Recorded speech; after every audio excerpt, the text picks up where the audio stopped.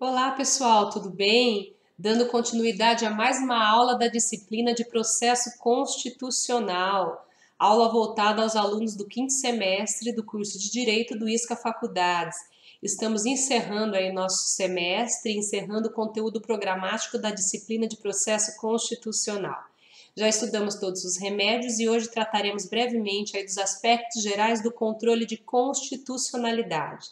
Na verdade, é só uma lembrança, é como eu costumo dizer, um remember, já que essa matéria é tratada também na disciplina de Direito Constitucional, ou seja, sobre o aspecto material do direito constitucional. Vamos falar agora em processo, apenas para relembrar alguns aspectos importantes. Mas ressalto, isso já foi objeto de estudo por vocês na disciplina de Direito Constitucional. Vamos lá? Vamos tratar então dos aspectos gerais do controle de constitucionalidade, que é uma matéria muitíssimo importante. Lembrando que vocês também já fizeram trabalho sobre isso, já fizeram um resumo, portanto já estudaram. Vamos apenas relembrar alguns aspectos importantes para fixá-los, já que é uma matéria que sempre é necessário estudar. Está na crista da onda, temos várias ADIs em tramitação no STF, vira e mexe, temos aí discussões sobre constitucionalidade das normas, portanto é muito importante saber bem essa matéria e estudá-la com carinho. Vamos lá para a nossa então matéria de hoje, disciplina processo constitucional. E começando pelos slides, vamos ver os aspectos gerais do controle de constitucionalidade. Muito brevemente, apenas para que possamos relembrar alguns aspectos importantes. Primeira questão, controle de constitucionalidade. O que é? O controle de constitucionalidade nada mais é que um mecanismo que existe para curar um defeito no ordenamento jurídico, de forma que se mantenha uma harmonia entre o ordenamento, as normas e a Constituição. Ou seja, sabemos que a nossa Constituição é a carta magna, né? Está no ápice da nossa pirâmide, se formos considerar a pirâmide calciniana. Logo, todas as normas abaixo dela, infraconstitucionais, devem se submeter, se harmonizar com a Constituição. Se houver colisão, ou seja, não houver harmonia entre as normas e a Constituição, falamos em inconstitucionalidade. Logo, a inconstitucionalidade ela pode ser de dois tipos, ela pode ser por ação ou por omissão, e veremos detalhadamente essas duas situações. Primeiramente, por ação pode ser material ou formal. Quando eu falo material, eu me refiro à matéria, o conteúdo da norma é incompatível com a Constituição, porque atinge, viola um princípio, um axioma ou um valor. Exemplo, uma lei que ofende o princípio da igualdade. Se ela ofende o princípio da igualdade, ela não está em consonância com a Constituição. Logo, materialmente, ela é inconstitucional. De outro lado, temos a inconstitucionalidade por ação contra a forma, formal, ou seja, com relação ao procedimento previsto na Constituição.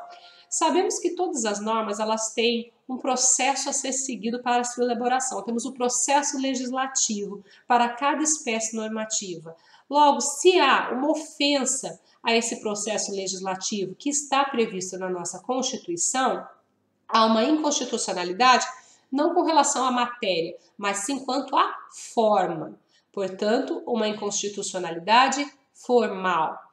De outro lado, além da inconstitucionalidade por ação, que pode ser com relação à matéria ou à forma, ou seja, temos uma lei que exige, lei em sentido amplo, um ato normativo que existe e que contraria a Constituição, também temos a inconstitucionalidade por omissão. Por omissão, já comentamos sobre ela quando tratamos do mandado de injunção, lembram-se? Quando falamos da ausência de uma norma regulamentadora que torna inviável o exercício de um direito fundamental? Pois bem, naquele caso, quando falamos dos remédios, falamos do mandado de injunção, falávamos do caso concreto, ou seja, uma situação concreta em que a falta de uma norma regulamentadora impede o exercício de um direito fundamental. Contudo, aqui quando eu falo em constitucionalidade, eu estou falando no plano abstrato. Então, não há um caso concreto, mas há uma situação abstrata. Aos dispositivos, precisamos sempre lembrar que há dispositivos constitucionais de eficácia plena, contida e limitada. Nos dispositivos de eficácia limitada, há necessidade de uma norma infraconstitucional para regulamentação, ou seja, por si só aquele dispositivo ele não tem plena eficácia. Ainda que haja doutrinadores que falam que todas as normas têm uma eficácia ainda que reduzida, como regra, falando numa forma geral, as normas de eficácia limitada, elas necessitam dessa norma infraconstitucional para surtir efeitos na vida social. Logo, quando o legislador infraconstitucional, mesmo sob os mandos do Constituinte, não faz, ele incorre em inconstitucionalidade por omissão. Logo, principal diferença deste caso é o mandado de injunção já estudado. Mandado de injunção, eu tenho um caso concreto, uma situação concreta da vida em que uma falta de norma regulamentadora impede ali o exercício pleno de um direito fundamental. Enquanto que na inconstitucionalidade por omissão, eu estou falando no plano abstrato, no plano do legislador. Ainda não tem uma situação concreta, aí seja aquilo, eu não estou discutindo concretamente, estou discutindo no plano abstrato, de forma que abarque todas as situações porventura existentes. Continuando as classificações do controle de constitucionalidade. Quanto ao momento, o controle ele pode ser preventivo ou repressivo. Repressivo, ele é realizado após a edição do ato normativo e, via de regra, é feito pelo Poder Judiciário. Preventivo, ele é exercido antes da elaboração do ato normativo. Como exemplo, o controle feito pela Comissão de Constituição e Justiça, que avalia a constitucionalidade dos projetos de lei, ou pelo Poder Executivo quando veta um projeto de lei ordinário complementar contrário à Constituição Federal. Então, preventivo, ainda estou na fase da elaboração da norma, a norma ainda não existe, enquanto que repressivo, a norma já existe, portanto, esse controle é feito via de regra pelo Poder Judiciário, através das ações do controle de constitucionalidade que veremos adiante. Na mesma linha aí das classificações do controle de constitucionalidade, nós temos quanto ao número de agentes, o controle difuso e o controle concentrado. O controle difuso, também chamado de controle americano, por ter origem nos Estados Unidos, é aquele que é realizado por todo e qualquer juiz. Então, não é por um órgão central, mas por todo magistrado. Todo magistrado tem esse poder, se podemos dizer assim, de fazer o controle. É um poder e um dever, né, que decorre inclusive da própria jurisdição, de fazer o controle de constitucionalidade das normas diante dos casos que são submetidos a ele. Então, não é uma ação propriamente para declaração da inconstitucionalidade. É um caso que está sendo submetido ao juiz e o juiz, diante daquele caso, vai afastar a aplicação de uma determinada norma por reconhecer naquele caso que aquela norma contraria a Constituição, ou seja, ela não se harmoniza com o texto constitucional, sendo, portanto, inconstitucional. Diferente do controle concentrado, como o próprio nome diz, concentrado, ele é realizado por uma única corte e no nosso país, pelo Supremo Tribunal Federal. Ele é o chamado controle europeu, austríaco, alemão, né? Foi idealizado por Hans Kelsen. Então a regra é o Supremo, né, que faz esse controle concentrado dos atos normativos. Então temos ações próprias para discutir essa constitucionalidade. Ou seja, o objeto da ação não é um bem da vida ou nada disso, mas sim a própria constitucionalidade da norma. Eu entro com uma ação para aquilo. Logo, é um controle concentrado e não difuso. Ainda na classificação quanto à posição da questão constitucional, nós temos o controle abstrato direto e o concreto incidental. O abstrato direto, não há partes, questiona-se a constitucionalidade daquele ato normativo perante a corte competente, em regra, STF, que já vimos. Ou seja, a constitucionalidade é o pedido. De outro lado, o controle concreto incidental, vejam, incidental é incidente em algo. Há um processo judicial com partes, pretensões, pedido, enfim, um processo regular.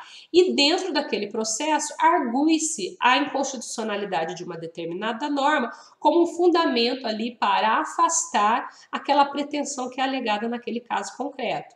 A questão de constitucionalidade, portanto, ela não é o objeto daquela ação, ela faz parte da causa de pedir. Por exemplo, formulo um determinado direito, uma determinada pretensão, respaldo essa pretensão na minha petição inicial no fundamento jurídico e legal, e na defesa, a parte contrária, ela alega que não há direito, aquela pretensão ela não existe, não pode ser respaldada pelo juiz, porque aquela norma em que a petição inicial se fundamenta é inconstitucional. Então, aí, a inconstitucionalidade é alegada como uma matéria de defesa.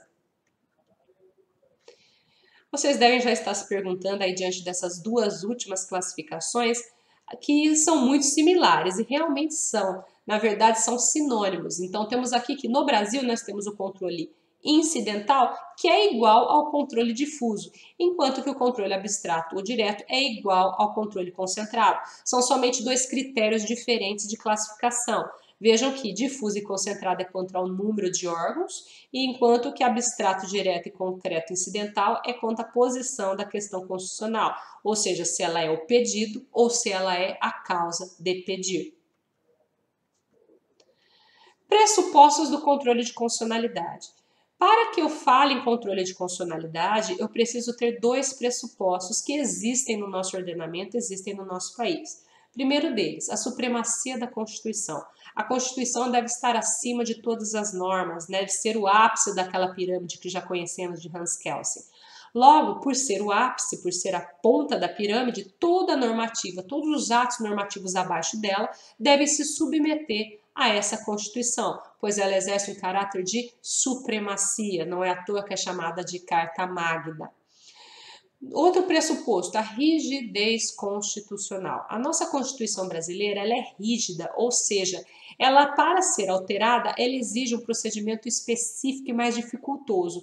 Inclusive, eu já indico no próprio slide, o artigo 60 da Constituição Federal, que fala que a Constituição somente poderá ser emendada mediante proposta. E aí eu tenho um quórum, eu tenho legitimado, enfim, eu não posso alterar a legislação, a Constituição, perdão, como eu altero uma lei normal. A Constituição, ela é feita pelo poder constituinte, ela emana do povo e, como tal, decorre do poder constituinte. E para a alteração é necessário um procedimento específico e mais dificultoso. Por isso a nossa Constituição é chamada de rígida ou semi-rígida, ou super-rígida, perdão. E da mesma forma, existem matérias que não podem ser nem objeto de emenda constitucional. Já comentamos sobre isso em algumas aulas e vimos que os direitos e garantias individuais, por exemplo, não podem ser objeto de emenda, não podem ser suprimidos. É o caso, por exemplo, dos remédios que acabamos de estudar. Os remédios, eles são garantias individuais, estão no artigo 5º. Logo, eles não podem ser objeto nem de deliberação de proposta de emenda que tenda a aboli-los. Da mesma forma, não posso ter emendas relativas à forma federativa do Estado, a voto direto, secreto, universal e periódico, a separação dos poderes, enfim, são aquelas matérias rígidas, o coração da Constituição, também chamadas de cláusulas pétreas, ou seja, não podem ser retiradas da nossa Constituição Federal.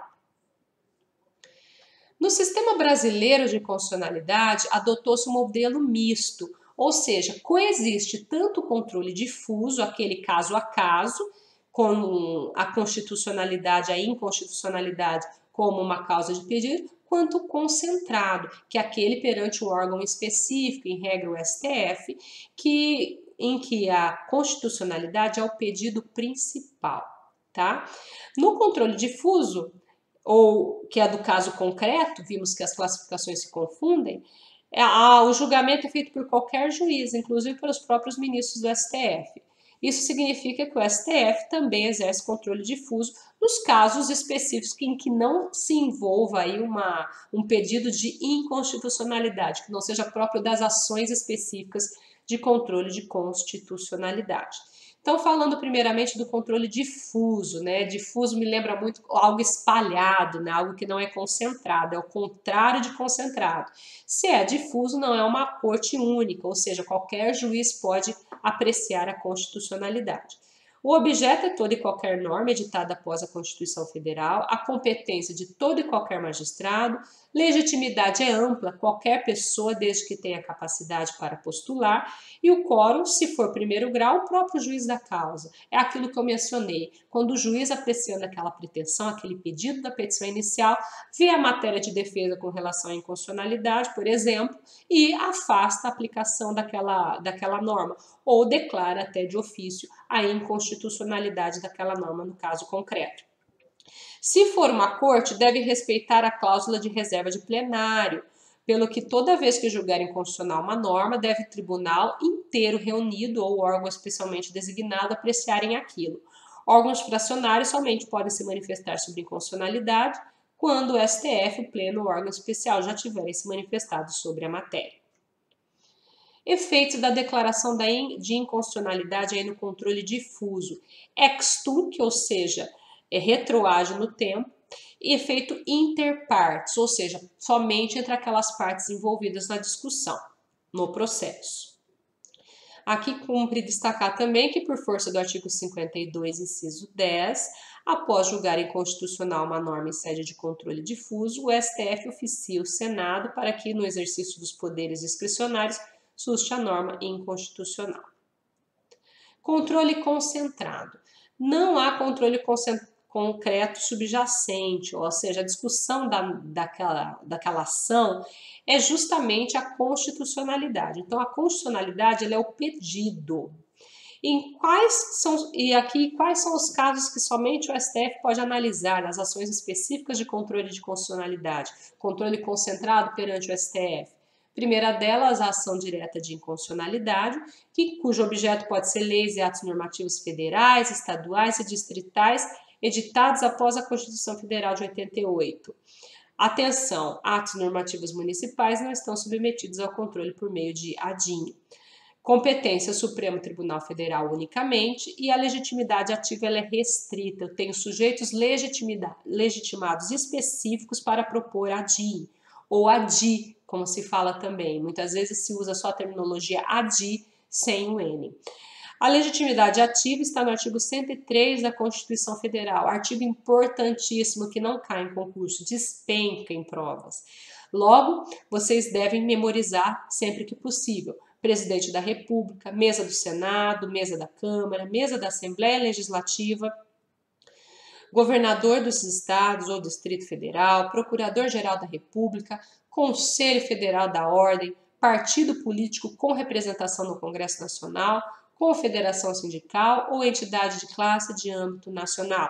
Temos visto ultimamente muitas ADINs ou ADIs ajuizadas por partidos políticos, lembrando que não é qualquer partido, ele deve ter representação no Congresso Nacional. E assim como já vimos quando tratamos de alguns remédios, tratamos no passado, esse partido com representação no Congresso Nacional deve ser pelo menos um membro, não há necessidade de um quórum mínimo, de algum número específico de membros, mas um já serve para suprir o requisito da representação.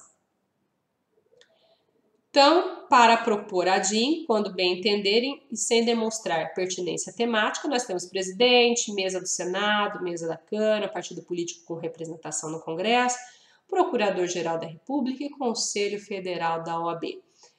Mas, dentre aqueles legitimados, alguns deles precisam demonstrar algo que chamamos de pertinência temática, ou seja, eles não têm uma legitimidade ampla.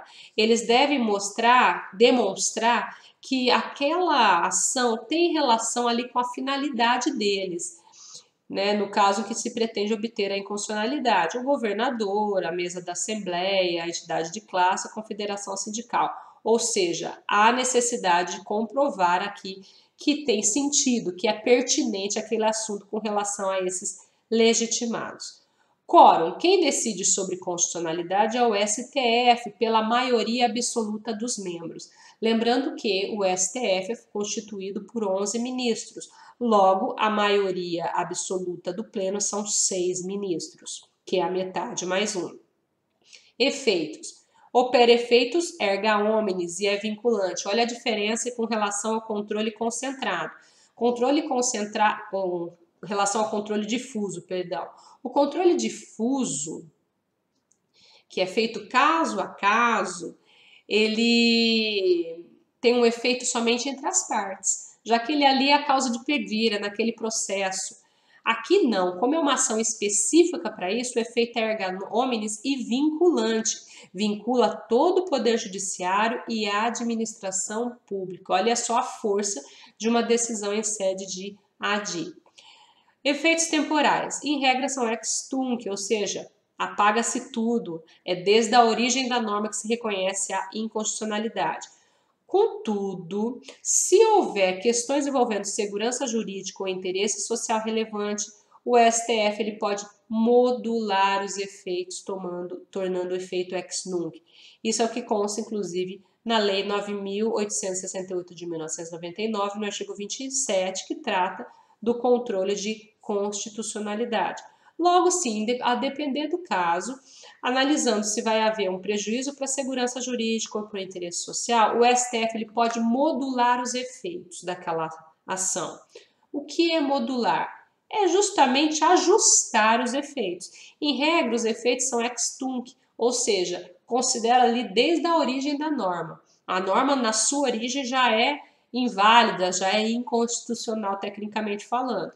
Mas quando há uma questão aí de segurança jurídica ou interesse social relevante, o STF pode determinar, por exemplo, que a inconstitucionalidade será a partir da decisão, dali em diante.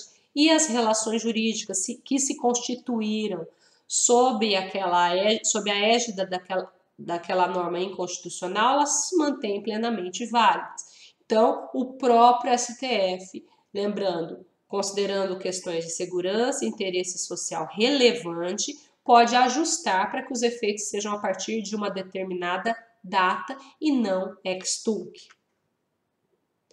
Temos ainda, ao lado da ação direta de inconstitucionalidade, a ação declaratória de constitucionalidade, que é o inverso, né? Busca-se declarar uma norma como constitucional e não como inconstitucional, no caso da ADIM que acabamos de mencionar. Essa ação também tem objeto leis ou atos normativos federais, editados após a Constituição Federal, competência do STF, legitimidade é a mesma da DIA, aqueles legitimados específicos do artigo 103, que merece um grifo, uma estrelinha lá do lado, que merece ser decorado. E os efeitos são também gerais, erga omnes e vinculante, como regra são ex tunc, assim como a DIN, com possibilidade também de modulação, como eu acabei de comentar.